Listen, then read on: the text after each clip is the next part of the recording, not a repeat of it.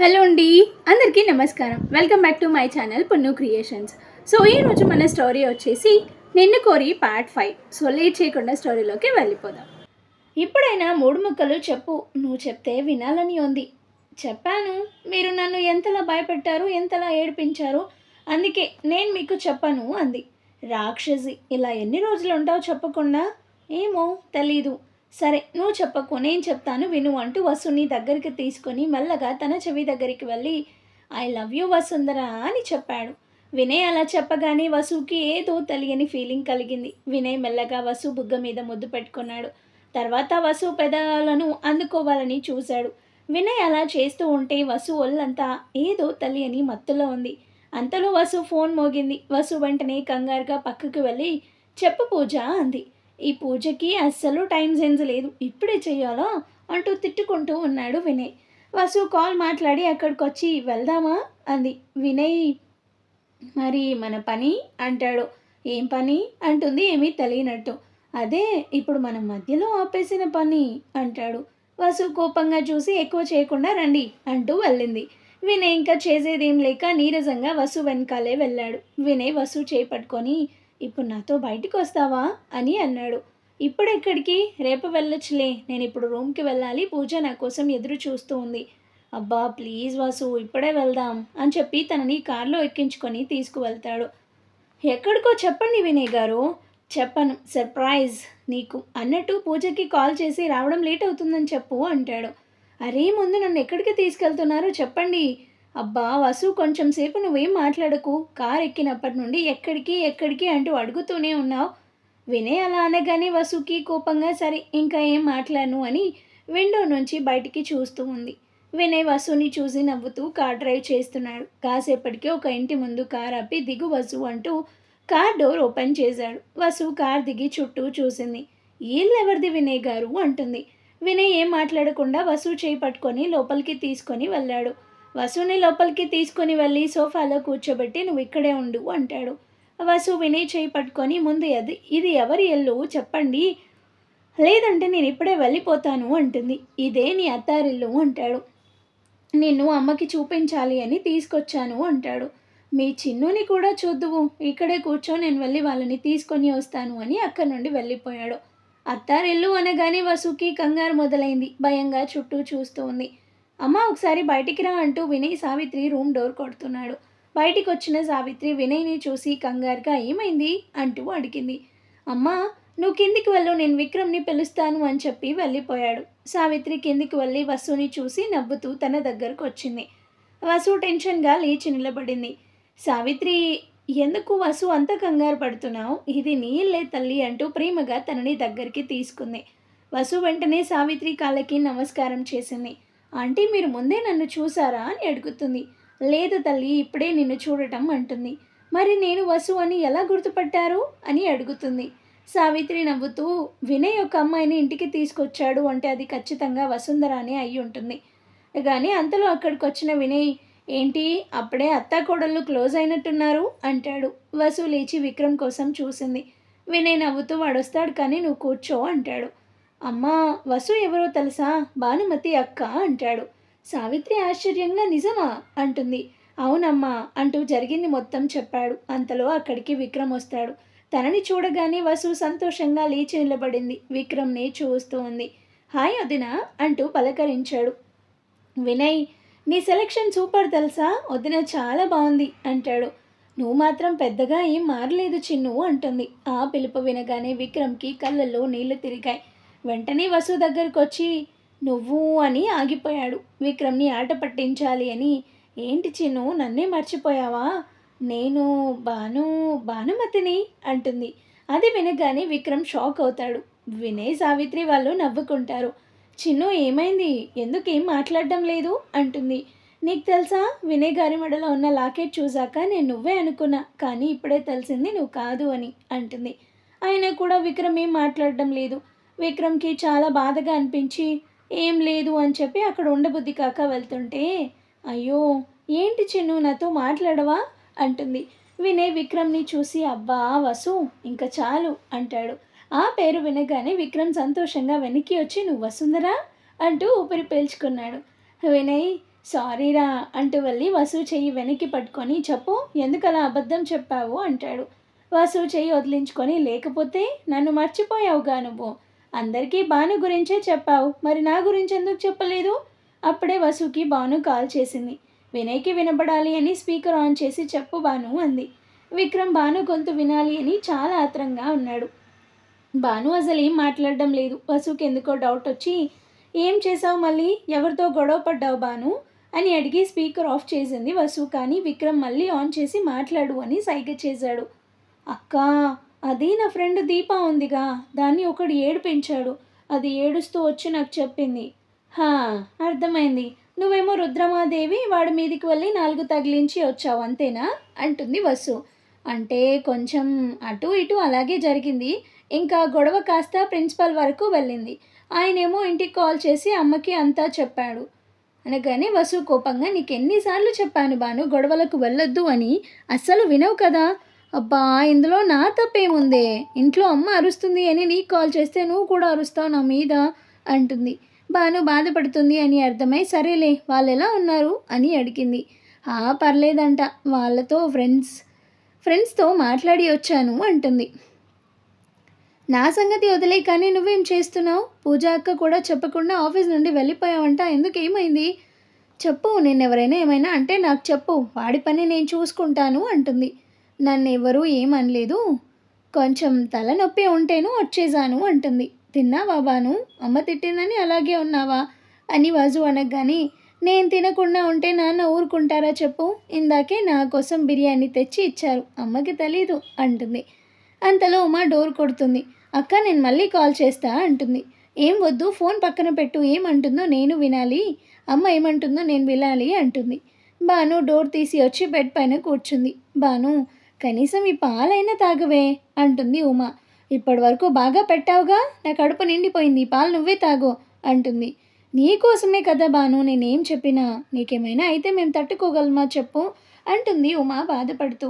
అబ్బా ఉమాదేవి నాకేం కాలేదు తల్లి, నువ్వు ఏడవకు అనగాని ఉమా కళ్ళు తుడుచుకొని పాలు వద్దంటే నీకోసం మ్యాగీ చేసుకొని వస్తా అంటూ వెళ్తుంది. అమ్మా నాకేం వద్దు అంటూ భాను అరుస్తున్నా వినిపించుకోకుండా వెళ్ళింది. భానుని పిలుస్తుంది వసు. భాను నీరసంగా చెప్పక్క అంది. వసు నవ్వుతూ బిర్యానీ మొత్తం తినేసావా అంటుంది. అక్క, కడుపులో ఇప్పుడు అస్సలు ప్లేసే లేదు, కానీ ఇప్పుడు అమ్మ ఊరుకోదు అంటుంది. ఉమా లోపలికి రాగానే భాను ఫోన్ పక్కన పెట్టేసింది. భాను, ఇందా తిను, అలాగే నీకు ఇష్టమని ఇవాళ గులాబ్ జామ్ కూడా చేశాను, తిను అంటుంది. అబ్బా అమ్మ, నాకు నిజంగానే ఆకలి లేదు అంటుంది భాను. సాయంత్రం నుండి నువ్వేం తినలేదు, అయినా నీకెందుకు ఆకలిగా లేదు, ఉండు నేను తినిపిస్తా అంటూ ఉమా భానుకి బలవంతంగా తినిపిస్తూ ఉంది. అక్కడ వాసు విక్రమ్ వాళ్ళు భాను పరిస్థితిని తలుచుకొని నవ్వుతున్నారు. అమ్మా ఇంకా చాలు అంటుంది భాను తినలేక. మరి గులాబ్ జామ్ అంటుంది ఉమా. అది ఫ్రిడ్జ్లో పెట్టమ్మా, పొద్దున తింటాను, కానీ ఇప్పుడు నన్ను వదిలేయి అంటూ దండం పెడుతుంది భాను. ఈ కాస్త మ్యాగీ తినలేకపోతే ఎలా భాను, అందుకే ఇలా ఉంటున్నావు. సరేరా ఇవాళ నా ఒడిలో పడుకో అంటూ భాను తల ఉమా ఒడిలో పెట్టుకొని తల నిమురుతూ ఉంది. వసు నవ్వుతూ కాల్ కట్ చేసింది. విక్రమ్ కూడా నవ్వుతూ భాను అస్సలు ఏం మారలేదుగా అంటాడు. వినయ్ వచ్చి నా మర్దలు చాలా గడుసుది అంటాడు. ఆంటీ ఇంకా నేను వెళ్ళొస్తాను అంటూ లేచి వినయ్ గారు నన్ను రూమ్ దగ్గర వదిలేయండి అంది వసు. చాలా లేట్ అయిందిగా తల్లి, ఇవాళ ఇక్కడే ఉండి మార్నింగ్ వెళ్ళొచ్చుగా అంది సావిత్రి.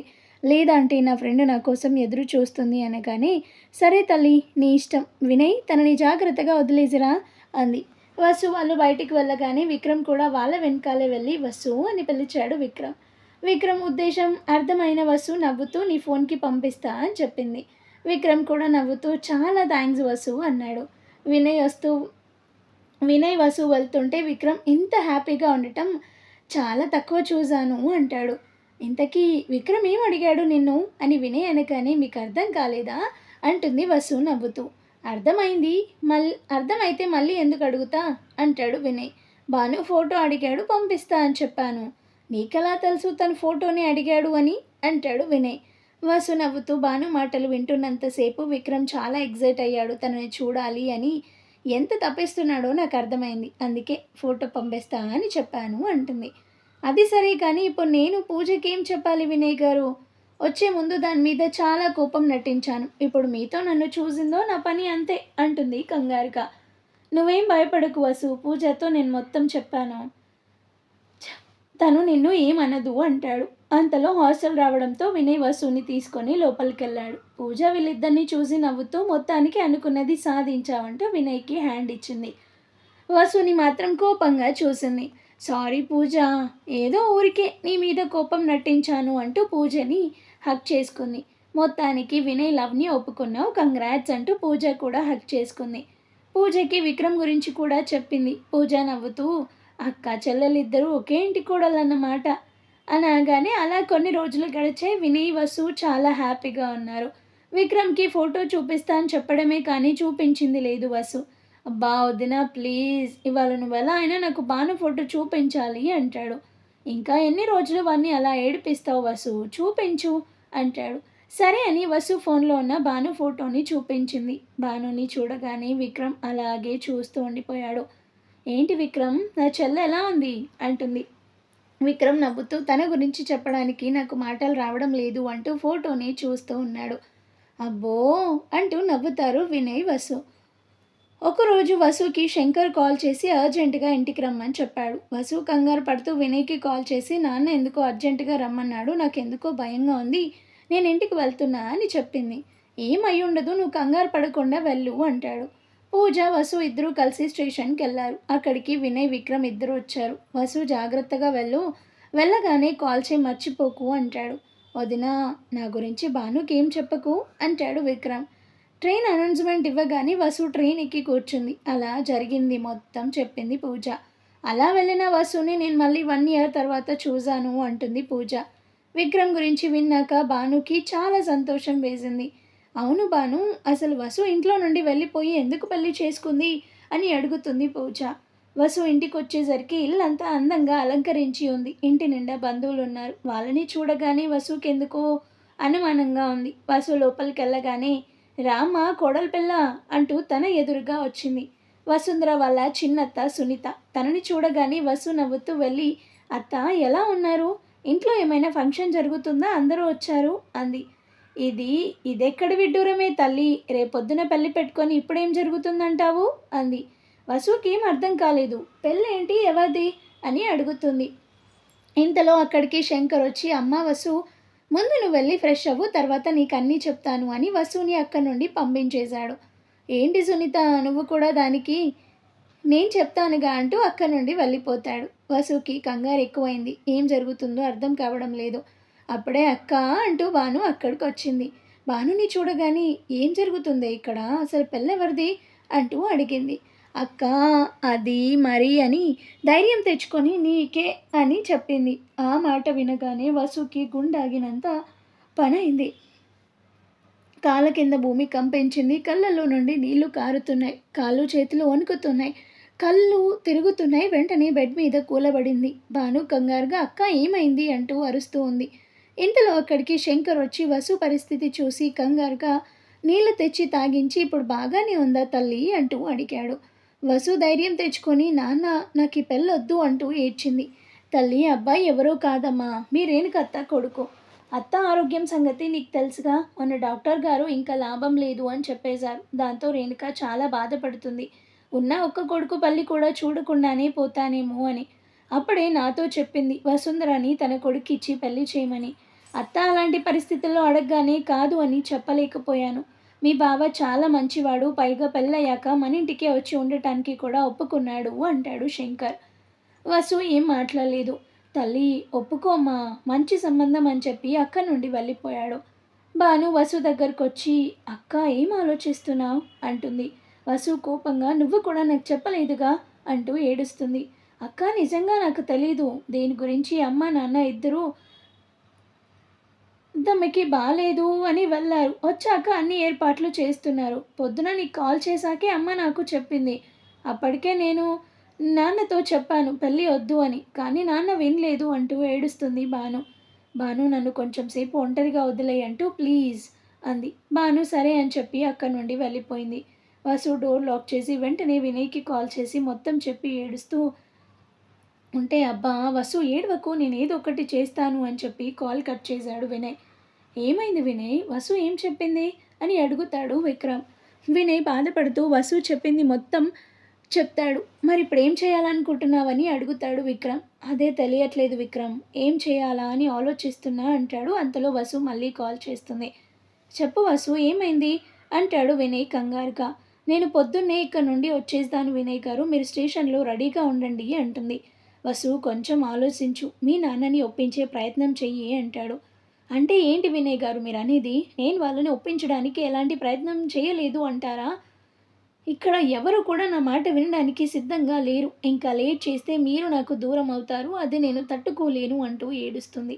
ప్లీజ్ వసు నువ్వేడవకు, సరే నేను ఇప్పుడే అక్కడికి వస్తాను అంటాడు. ఎక్కడికి వద్దు మీరు, నేనే వచ్చేస్తాను అంటుంది. సరే సరే కంగారు పడుకు, మీ ఇంటికి రాను కానీ స్టేషన్కి అయితే వచ్చేస్తాను అంటాడు. సరే కానీ జాగ్రత్తగా రండి అంటుంది. ముందు నువ్వు జాగ్రత్తగా ఉండు, ఏం కాదు, ఊరికే ఏడవకు బంగారం, నీ గ్లామర్ తగ్గిపోతుంది అంటాడు వసుని కూల్ చేయడానికి. వినయ్ గారు ప్లీజ్ సీరియస్ అండి అంటూ కాల్ కట్ చేసింది. వసు నైట్ అంతా నిద్రపోకుండా ఆలోచిస్తూనే ఉంది. పొద్దున్నే వసుని పెళ్లి కూతుర్ని చేశారు. వసుని చూసి శంకర్ చాలా సంతోషిస్తాడు. ఉమా కూతురికి దిష్టి తీస్తూ ఉంది. అంతలో పంతులు గారు వసుతో గౌరీ పూజ చేయించి చీర మార్చుకొని రమ్మని పంపించారు. వసు లోపలికి వెళ్ళి డోర్ వేసుకుంది. అంతలో వినయ్ కాల్ చేశాడు. వెంటనే లిఫ్ట్ చేసి ఎక్కడున్నావంటూ అడిగింది. ఇంకో 20 మినిట్స్లో మీ ఇంటికి దగ్గరలో ఉన్న స్కూల్ దగ్గరకు వస్తాను అంటాడు. సరే నేను కూడా బయటికి వస్తున్నా అని చెప్పి కాల్ కట్ చేసింది. అందరూ ఎవరి పనుల్లో వాళ్ళు ఉన్నారు. బయట పెళ్లి తంతు మొదలైంది. అందరూ చాలా హ్యాపీగా ఉన్నారు. రేణుక శంకర్ చేపట్టుకొని చాలా సంతోషంగా కొడుకు పెళ్లి చూస్తుంది. అంతలో పంతులు గారు పెళ్లి కూతుర్ని తీసుకొని రండి అంటాడు. సునీత భాను ఇద్దరూ అక్కడికి వెళ్ళి వసు రూమ్ డోర్ కొట్టారు కానీ డోరు ఓపెన్ ఉండడంతో లోపలికి వెళ్ళి చూశారు కానీ వసు ఎక్కడా లేదు. కంగారుగా మొత్తం చూశారిద్దరు. సునీత కంగారుగా వచ్చి శంకర్తో విషయం చెప్పింది. శంకర్ వెంటనే వెళ్ళి అమ్మా వసు అంటూ ఇల్లంతా వెతికాడు కానీ ఎక్కడా లేదు. భాను ఒక లెటర్ తెచ్చి శంకర్ చేతికి ఇచ్చింది. నాన్న నన్ను క్షమించండి, ఈ పెళ్ళి నాకు ఇష్టం లేదు. నేను వినయ్ అనే వ్యక్తిని ఇష్టపడ్డాను, అందుకే ఇంట్లో నుండి వెళ్ళిపోతున్నాను. అందరూ నన్ను క్షమించి నా కోసం వెతకండి మీ వసుంధర. అది వినగానే ఒక్కొక్కరు ఒక్కోలా అనుకుంటున్నారు. రేణుకకి వసు లేదు అని తెలియగానే తన పరిస్థితి చాలా సీరియస్ అయింది. శంకర్ రేణుక దగ్గరకు వచ్చాడు. ఆమె కళ్ళలోకి సూటిగా చూడలేకపోతున్నాడు. శంకర్ కళ్ళలోకి చూస్తూ తన ప్రాణం విడిచింది. రేణుక కొడుకు వచ్చి ఏడుస్తూ, అంతా నీ వల్లే జరిగింది. నువ్వు ఈ పెళ్ళికి ఒప్పుకోకపోయినా మా అమ్మ ఇంకా కొన్ని రోజులు బ్రతికే ఉండేది. నీ వల్లే మా అమ్మ చనిపోయింది అంటూ ఏడుస్తున్నాడు. అందుకే ఆడపిల్లకు అంత స్వేచ్ఛ ఇవ్వకూడదంటారు. కానీ శంకర్ కూతుర్ని నమ్మినందుకు ఏం చేసిందో చూడండి అంటూ ఎవరికి నచ్చినట్టు వాళ్ళు అంటున్నారు. వాళ్ళందరి మాటలు విన్న శంకర్ కోపంగా వెళ్ళి వసు ఫోటోలన్నీ తీసుకొచ్చి కాల్ చేశాడు. ఇవాల్టి నుంచి అది చచ్చిన దానితో సమానం. మళ్ళీ దాని పేరు ఇంట్లో వినిపిస్తే నా శవాన్ని చూస్తారు అని అక్కడి నుండి వెళ్ళిపోయారు. అలా జరిగింది మొత్తం భాను పూజకి చెప్పింది. అవును అక్క, నువ్వు ఎక్కడికి వెళ్ళిపోయావు? అక్క పెళ్ళి నువ్వు చూడలేదా?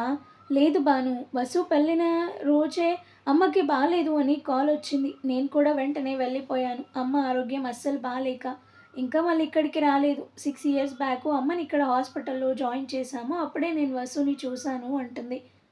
అప్పటికే వసు ప్రెగ్నెంట్ 8th మంత్ అని చెప్పింది. ఇంట్లో వాళ్ళని చూడడానికి వెళ్తున్నాను అని చెప్పింది. అంతే, ఇంకా నేను ఎక్కువ అడగలేదు తనని అంటుంది పూజ. సరే భాను, ఇంకా నేను వెళ్తాను, వసుని కలిసాక నాకు కాల్ చేయి అంటూ తన నెంబర్ ఇచ్చి వెళ్ళింది పూజ. భాను సంతోషంగా వసు కోసం వెళ్ళింది. ఫోన్లో విక్రమ్ ఇంకా మీనావి చాలా మిస్డ్ కాల్స్ ఉండడం చూసి మీనాకి కాల్ చేసింది. మీనా ఫోన్ లిఫ్ట్ చేసి, ఒసే మెంటల్ దానా, ఎన్నిసార్లు కాల్ చేశాను, లిఫ్ట్ చేయకుండా ఏం చేస్తున్నావు అంటూ అరుస్తుంది. అబ్బా మీనా, నాకు బాగా కావాల్సిన అక్క కనిపించింది, మాట్లాడాను. ఫోన్ కూడా సైలెన్స్లో ఉంది, చూడలేదు అంటుంది. సరే సరే, ముందు విక్రమ్ గారికి కాల్ చేసి చెప్పు, పొద్దున్న నుండి చంపుతున్నాడు అంటుంది. సరే నేను చేస్తాను అని చెప్పి కాల్ కట్ చేసింది. విక్రమ్ని కాల్ చేద్దాం అనుకొని నెంబర్ డయల్ చేసింది. మళ్ళీ ఎందుకో కట్ చేసి, నేను మీ ఇంటికే వెళ్తున్నా చిన్ను అని మెసేజ్ చేసింది. అక్క ఇప్పుడు నన్ను చూస్తే ఎంత సంతోషిస్తుందో. అవును, నీహా వసు అక్క కూతురా? అయితే వసు అక్క కూతురు అయితే, అబ్బా ఈ ఆలోచనే ఎంత బాగుందో.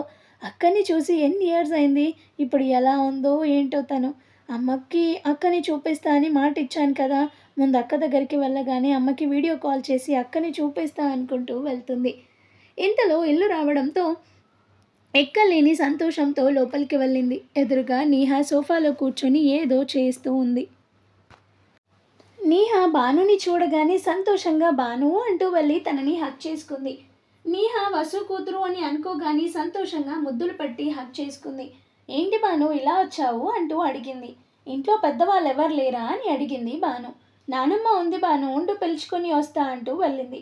విక్రమ్ భాను పెట్టిన మెసేజ్ చూసి కంగారుగా తనకి కాల్ చేశాడు. భాను ఫోన్ ఇంకా సైలెన్స్గా ఉండటం వల్ల లిఫ్ట్ చేయడం లేదు. భాను ఇల్లంతా తిరిగి చూస్తూ ఉంది. ఎంతలో అక్కడున్న అన్నీ చూస్తూ ఒక్కచోట భాను చూపు ఆగిపోయింది. వాల్కి ఉన్న వసు వినేల ఫోటో చూడగానే భాను గుండె ఆగిపోయింది. కాళ్ళ కింద భూమి కంపించింది. గుండె బరువెక్కింది. కళ్ళల్లో నీళ్ళు ఆగడం లేదు. ఇంకా ఒక్క క్షణం కూడా ఉండలేక బయటకు వచ్చేసింది ఏడుస్తూ. ఎటు పోతుందో కూడా తనకే తెలియడం లేదు. వసు ఇంకా లేదు అన్న ఊహ కూడా భానుకి మింగుడు పడడం లేదు. ఏడుస్తూ ఇప్పుడు నేను అమ్మకి ఏం చెప్పాలి అక్క గురించి? పాపం అమ్మ కూతుర్ని ఎప్పటికైనా చూస్తాను అని ఆశగా ఉంది. కానీ ఇంకా తనని చూడను అని తెలిస్తే తట్టుకోగలదా? అసలు ఈ మాట విన్నాక ప్రాణాలతో ఉండగలదా అంటూ ఆలోచిస్తూ రోడ్డు మీద వెళ్తూ ఉంది. విక్రమ్ భానుకి కాల్ చేస్తూనే ఉన్నాడు కానీ తను ఫోన్ తీయడం లేదు. భాను ఇంటికి వెళ్ళి అన్న వదినలు చనిపోయారు అని తెలిస్తే తట్టుకోలేదు. ఇప్పుడు తనని ఎలా అయినా ఆపాలి అనుకుంటూ సావిత్రికి కాల్ చేశాడు. ఇంట్లో నీహా సావిత్రిని తీసుకొని హాల్లోకి వచ్చింది కానీ అక్కడ భాను లేదు. ఇక్కడే ఉండాలి నానమ్మ భాను అంటూ తన కోసం చూస్తుంది నీహా. విక్రమ్ కాల్ చేయడంతో లిఫ్ట్ చేసి చెప్పు విక్కీ అంది. అమ్మ అక్కడికి భాను వచ్చిందా అని అడుగుతాడు కంగారుగా. వచ్చిందంట విక్కీ, నీహా చెప్తుంది కానీ నేను వచ్చి చూసే వరకు ఇక్కడ లేదు అంటుంది. విక్రమ్ భయంగా కాల్ కట్ చేసి భాను కోసం వెతుకుతూ ఉన్నాడు. భాను శూన్యంలో చూస్తూ వెళ్తూ ఉంది. అంతలో ఒక కారు వచ్చి భానుని గుద్దింది. రక్తం బాగా కారుతుంది. అందరూ తన చుట్టూ ఉన్నారు. అప్పుడే అంబులెన్స్ వచ్చి తనని తీసుకుపోవడంతో అలా ఇప్పటి వరకు జరిగింది మొత్తం భాను కళ్ళ ముందు తిరుగుతూ ఉంది. డాక్టర్ భానుకి మత్తు ఇంజెక్షన్ ఇవ్వడంతో ఆలోచనల నుంచి బయటకు వచ్చి కళ్ళు మూసుకుంది. విక్రమ్ భాను కోసం వెతుకుతూ ఉండగా రోడ్డు మీద జరిగిన యాక్సిడెంట్ గురించి మాట్లాడుతూ ఉన్నారు. అది వినగానే విక్రమ్కి కంగారు ఎక్కువై భాను ఫోటో చూపించి అక్కడున్న వాళ్ళని అడిగారు. ఒక అతను ముందొచ్చి ఇప్పుడు యాక్సిడెంట్ జరిగింది ఈమెకి అని చెప్పడంతో విక్రమ్ భయంగా హాస్పిటల్కి వెళ్ళాడు. రిసెప్షన్లో అడిగి భాను ఉన్న ఫ్లోర్కి వెళ్ళాడు విక్రమ్. ఐసీయూలో నుండి బయటికి వచ్చిన డాక్టర్ని కలిసి ఇప్పుడు యాక్సిడెంట్ అయిన అమ్మాయికి ఎలా ఉంది అని అడిగాడు. మీరు తనకేమవుతారు అని అడిగాడు డాక్టర్. విక్రమ్ వెంటనే తన భర్తని అని తనకెలా ఉంది డాక్టర్, ఏం పర్లేదుగా అంటాడు. ఆమె పరిస్థితి చాలా విషమంగా ఉంది. తలకి పెద్ద గాయమైంది, బ్లడ్ కూడా చాలా పోయింది, ఆపరేషన్ చేయాలి అంటాడు. ఆమె బ్రతకడానికి కేవలం 40% మాత్రమే ఛాన్స్ ఉంది. విక్రమ్ కన్నీళ్లతో డాక్టర్ చేతులు పట్టుకొని మీరు అలా అనకండి డాక్టర్, నా భాను బ్రతకాలి, ఎంత ఖర్చైనా సరే అవసరమైతే ఫారెన్ డాక్టర్స్ని పిలిపిద్దాం అనగానే చూడండి మిస్టర్, మీరు ఇంకా ఏ డాక్టర్ని తీసుకొచ్చినా వాళ్ళు కూడా ఇదే చెప్తారు. ముందు మీరు ధైర్యంగా ఉండండి, మా ప్రయత్నం మేము చేస్తాము, ఆపై దేవుడు దయ అంటూ అక్క నుండి వెళ్ళిపోయాడు డాక్టర్. విక్రమ్కి ఏం చేయాలో తెలియక పక్కనే ఉన్న చైర్లో కూర్చొని 2 చేతులతో తలని గట్టిగా పట్టుకున్నాడు. అంతలో అక్కడికి నర్స్ వచ్చి సార్ వీటి మీద మీ సైన్ కావాలి అంది. విక్రమ్ వెంటనే సైన్ చేశాడు. విక్రమ్ తన ఫోన్ తీసుకొని మీనాకి కాల్ చేసి విషయం చెప్పాడు. మీనా వెంటనే ఏడుస్తూ హాస్పిటల్కి వచ్చింది. అసలు ఏమైంది విక్రమ్ గారు? కాసేపటికి ముందేగా తను నాతో మాట్లాడింది. అప్పుడు తను చాలా హ్యాపీగా ఉంది కానీ ఇప్పుడు ఇలా అంటూ ఏడుస్తూ ఉంది. విక్రమ్ గారు భాను వాళ్ళ పేరెంట్స్కి చెప్పారా అని అడిగింది. లేదు మీనా, నువ్వు కాల్ చేసి చెప్పు అన్నాడు. సరే అని మీనా శంకర్ వాళ్ళకి కాల్ చేసి విషయం చెప్పింది. అది వినగానే శంకర్ సోఫాలో అలా కూలబడ్డారు. అది చూసి ఉమా కంగారుగా వచ్చి ఏమైందండి, ఎవరు ఫోన్ చేసింది అంటూ అడుగుతుంది కంగారుగా. శంకర్కి బాధలో మాటలు రావడం లేదు. అయినా కూడా మాటలు కూడగట్టుకొని భానుకి యాక్సిడెంట్ అయిందట అనగానే ఉమా షాక్లో కళ్ళు తిరిగి పడిపోయింది. డాక్టర్ భానుని ఆపరేషన్ థియేటర్కి తీసుకెళ్లారు. అంతలో అక్కడికి ఏడుస్తూ ఉమాశంకర్లు వచ్చారు. మీనా అసలు ఏమైంది తల్లి నా భానుకి అంటూ ఏడుస్తూ అడుగుతుంది. శంకర్ విక్రమ్ని చూడగానే షాక్ అయి వచ్చి కంగారుగా వచ్చి విక్రమ్ని పక్కకి తీసుకువెళ్ళి భానుకి నిజం తెలిసిందా అంటాడు. విక్రమ్ ఏం మాట్లాడకుండా నిలబడ్డాడు. అది చూసి శంకర్ కోపంగా చెప్పు, ఎందుకు చెప్పావు నా కూతురికి నిజం?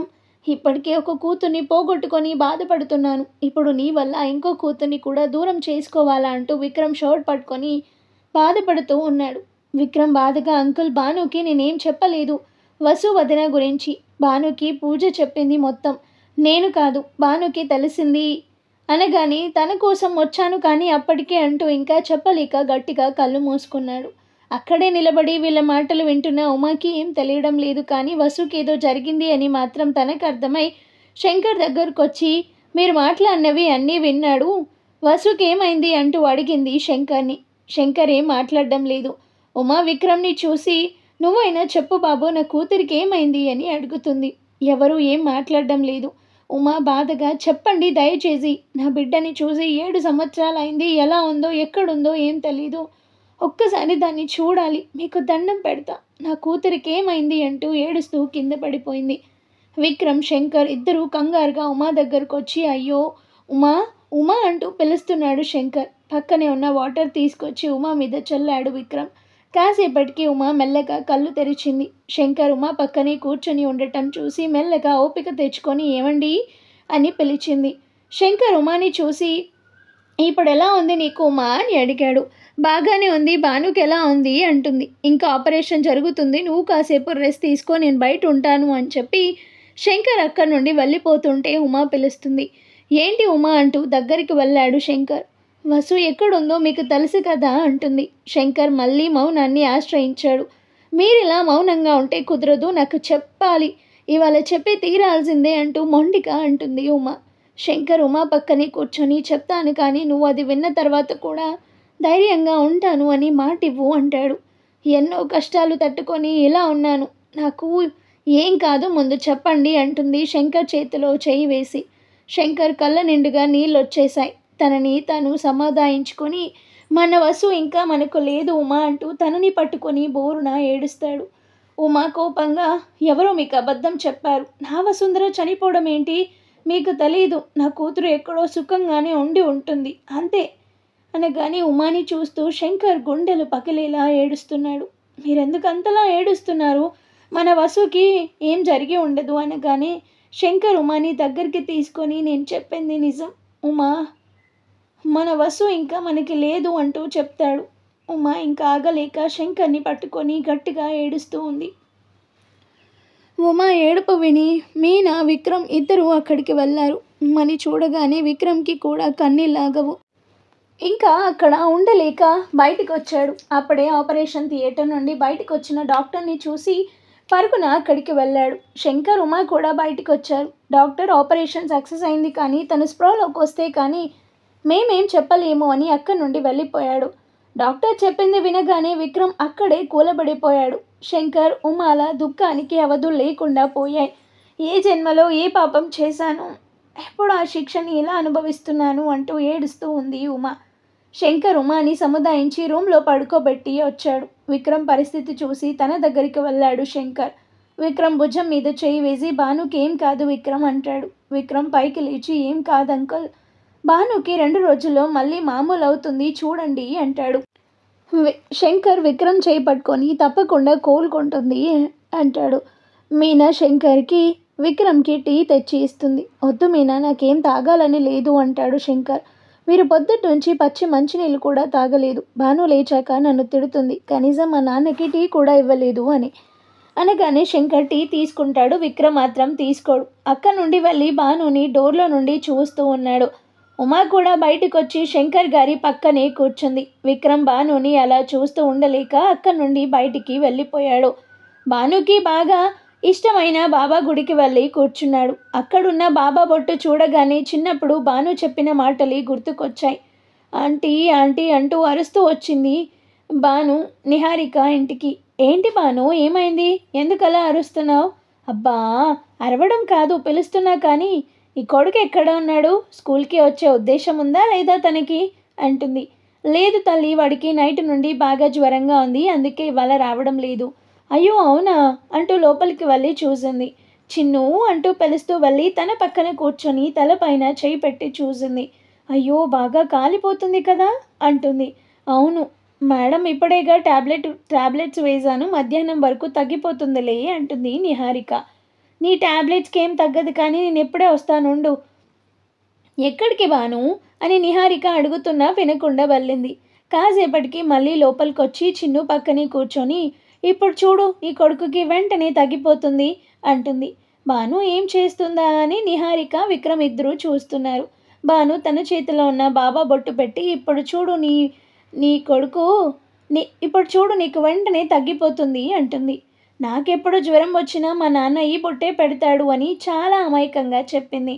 నిహారిక బానుని దగ్గరికి తీసుకొని బుగ్గ మీద ముద్దు పెట్టి, చాలా తొందరగా తగ్గిపోతుంది నీ ఫ్రెండ్కి అంటుంది. బాను నవ్వుతూ వెళ్ళి చిన్ను పక్కనే కూర్చుంది.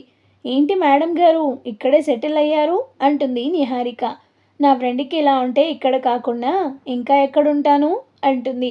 బాబు ఈ టైంలో ఇక్కడ ఏం చేస్తున్నారు అంటూ అక్కడికి వచ్చాడు ఆ గుడి పంతులు గారు. కానీ విక్రమ్ ఏం మాట్లాడకుండా బాబానే చూస్తున్నాడు. విక్రమ్ పరిస్థితిని అర్థం చేసుకున్న పంతులు గారు వెళ్ళి బాబా బొట్టు తెచ్చి ఇచ్చి అంతా మంచే జరుగుతుంది అని చెప్పి వెళ్ళిపోయాడు. విక్రమ్ కూడా అక్కడ నుండి మళ్ళీ హాస్పిటల్కి వెళ్ళాడు.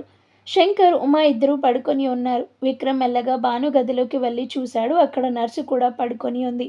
విక్రమ్ వెళ్ళి బానుకి బాబా బొట్టు పెట్టి, నీకేం కాదు బాను, కానివ్వను అంటూ పక్కన కూర్చొని తన చేతిని పట్టుకొని బాధగా, ఇంకా చాలు బాను, లేకు నువ్వు, ఇలా ఉంటే నాకేం బాగాలేదు, ఎప్పుడు చూసినా వాగుతూనే ఉండేదానివి, ఇలా సైలెన్స్గా ఉంటే నాకు పిచ్చి లేస్తుంది బాను, నీతో చాలా మాట్లాడాలి, ఇంకా చాలా చెప్పాలి, తొందరగా లెగు అంటూ కన్నీళ్లు పెట్టుకుంటాడు.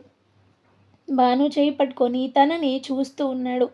అప్పుడే సడన్గా బాను కూడా విక్రమ్ చేతిని పట్టుకుంది. విక్రమ్ కంగారుగా బాను బాను అంటూ పిలిచాడు. బాను మెల్లగా కళ్ళు తెరిచి విక్రమ్ని చూసింది. విక్రమ్ పట్టరాని ఆనందంతో బాను నుదుటి మీద ముద్దు పెట్టుకొని, ఇప్పుడు ఎలా ఉంది అన్నాడు. తల బాగా నొప్పిగా ఉంది అంటూ మళ్ళీ కళ్ళు మూసుకుంది. బాను బాను అంటూ పిలుస్తున్నా లేవడం లేదు. విక్రమ్ వెంటనే డాక్టర్ దగ్గరికి వెళ్ళాడు. విక్రమ్ అరుపుకి శంకర్కి మెలకు వచ్చి కంగారుగా బాను గదికి వెళ్ళాడు. అంతలో విక్రమ్ డాక్టర్ని తీసుకొచ్చాడు. ఇప్పుడే బాను స్పృహలోకి వచ్చింది. మళ్ళీ అంతలోనే అంటుండగానే డాక్టర్ బానుని చెక్ చేసి, ఇప్పుడు తన ప్రాణాలకి ఎలాంటి ప్రమాదం లేదు, మార్నింగ్ వరకు పూర్తి కాన్షియస్లోకి వస్తుంది అంటాడు. కానీ 3 months కంప్లీట్ రెస్ట్ తీసుకోవాలి, ఎక్కువ స్ట్రెస్ అవ్వకుండా చూసుకోండి అని చెప్పి వెళ్ళిపోయాడు. డాక్టర్ చెప్పింది విన్నాక అందరికీ ప్రాణం లేచొచ్చినట్లు అయింది. అలా అలా ఆ రోజు మొత్తం గడిచిపోయింది. మర్నాడు ఉదయాన్నే బానుకి స్పృహ వచ్చింది. బాబు నువ్వెవరో కానీ ఈ కష్టకాలంలో మాకు తోడుగా ఉన్నావు, నా కూతుర్ని జాగ్రత్తగా చూసుకున్నందుకు నీకు కృతజ్ఞతలు అంటూ చేతులు జోడించింది ఉమా. అయ్యో అత్తయ్య గారు, మీరు పెద్దవారు, అలా చెయ్యకండి అంటాడు విక్రమ్ ఉమా చేతులు పట్టుకొని. విక్రమ్ అలా అనగానే ఉమాకి అర్థం కాక శంకర్ వైపు చూస్తుంది. ఉమా చూపుని అర్థం చేసుకొని, అతను నామ చేసుకున్న అబ్బాయికి తమ్ముడు, సుమ చేసుకున్న అబ్బాయికి తమ్ముడు అంటాడు శంకర్. ఉమా అది విని నొచ్చుకొని, అయ్యో ఏం అనుకోవద్దు బాబు, నాకు తెలియదు కదా అంటుంది. అయ్యో ఏం పర్వాలేదు అత్తయ్య గారు అంటాడు వినయ్. ఉమా దగ్గర కూర్చొని తనతో ఏదో మాట్లాడుతూ ఉంది. అప్పుడే హాస్పిటల్కి సావిత్రి నీహా వస్తారు. నీహాని చూడగానే భానుకి సంతోషంతో కన్నీళ్ళు వస్తాయి. ఎలా ఉన్నావు తల్లి అంటూ అడుగుతారు సావిత్రి. పర్లేదంటే బాగున్నాను అంటుంది భాను. బాగా నొప్పిగా ఉందా భాను అంటూ అమాయకంగా అడుగుతుంది నీహా. నీహాని దగ్గరికి తీసుకొని ఏడుస్తూ, లేదు తల్లి, నువ్వు నన్ను చూడడానికి వచ్చావుగా, నొప్పి తగ్గిపోయింది అంటూ నీహా బుగ్గ మీద ముద్దు పెట్టుకుంది. ఆవిడెవరో ఉమాకి అర్థం కాక భాను దగ్గరకు వచ్చి అడుగుతుంది. ఇప్పుడేం చెప్పాలి, అమ్మకి నిజం తెలిస్తే అమ్మ తట్టుకోలేదు, ఇప్పటికే నాకు ఇలా అయినందుకు చాలా బాధపడుతుంది, ఇంకా అక్క గురించి తెలిస్తే అస్సలు తట్టుకోలేదు అనుకుంటూ ఆవిడ మీనా వాళ్ళ అమ్మగారు అంటూ అబద్ధం చెప్పింది. భాను ఎందుకు అలా చెప్పింది అర్థం చేసుకున్న సావిత్రి ఇంకా ఏం మాట్లాడలేదు. అప్పుడే లోపలికి విక్రమ్ శంకర్ వస్తారు. శంకర్ భాను చెప్పింది విని, మాకన్నీ తెలుసు భాను, నువ్వు అబద్ధం చెప్పాల్సిన అవసరం లేదు అంటాడు. శంకర్ అలా అనగానే భాను కంగారుగా విక్రమ్ వైపు చూసింది. వాళ్ళకన్నీ తెలిసిపోయాయి అని కళ్ళతోనే చెప్పాడు. ఉమా తాను మన వసు అత్తగారు అని చెప్పి సావిత్రిని పరిచయం చేస్తాడు. అంతలో ఉమా నీహాని చూసి దగ్గరికి తీసుకొని, మరి ఈ పాప అని అడిగింది. వసుంధర కూతురు నిహారిక అని చెప్పింది సావిత్రి. అది వినగానే ఉమా ఏడుస్తూ నీహాని హత్తుకొని ముద్దులు పెడుతూ ఉంది.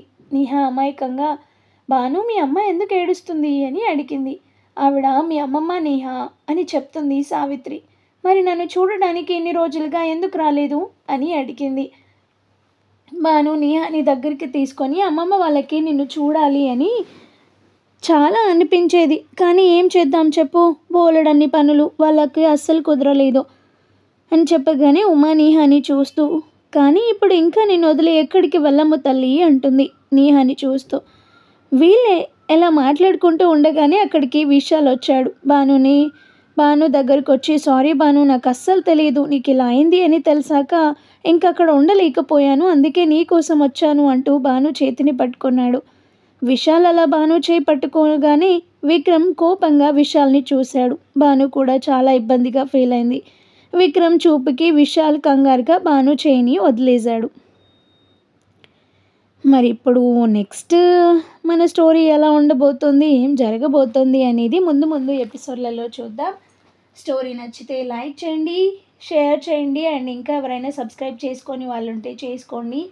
అండ్ అలాగే స్టోరీ విన్న తర్వాత హైప్ ఆప్షన్ని క్లిక్ చేసి పాయింట్స్ ఇవ్వడం మాత్రం మర్చిపోవద్దు. Thank you.